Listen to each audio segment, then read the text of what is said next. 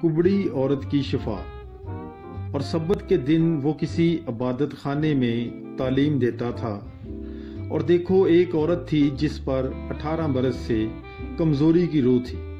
वो कुबड़ी हो गई थी और बिल्कुल सीधी ना हो सकती थी।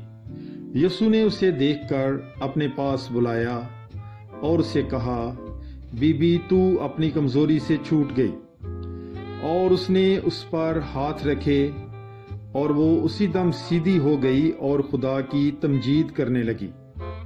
तब इबादत खाने का सरदार, इसलिए कि यीशु ने सब्बत के दिन शिफा बख्शी, खफा होकर हजूम से कहने लगा, 6 दिन हैं जिनमें काम करना चाहिए, बस उनमें आकर शिफा पाओ, ना कि सब्बत के दिन।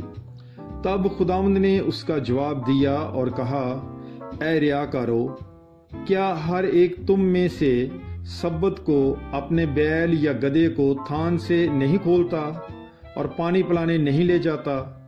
बस क्या वाजिब ना था कि ये जो इब्राहिम की बेटी है, जिसे शैतान ने, जरा ख्याल तो करो, 18 बरस से बांध रखा था, सब्बत के इस दिन बंद से छुड़ाई जाती?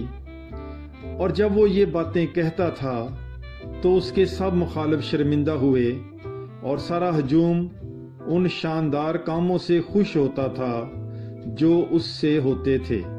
आमीन। पाक कलाम के पढ़े और सुने जाने पर खुदा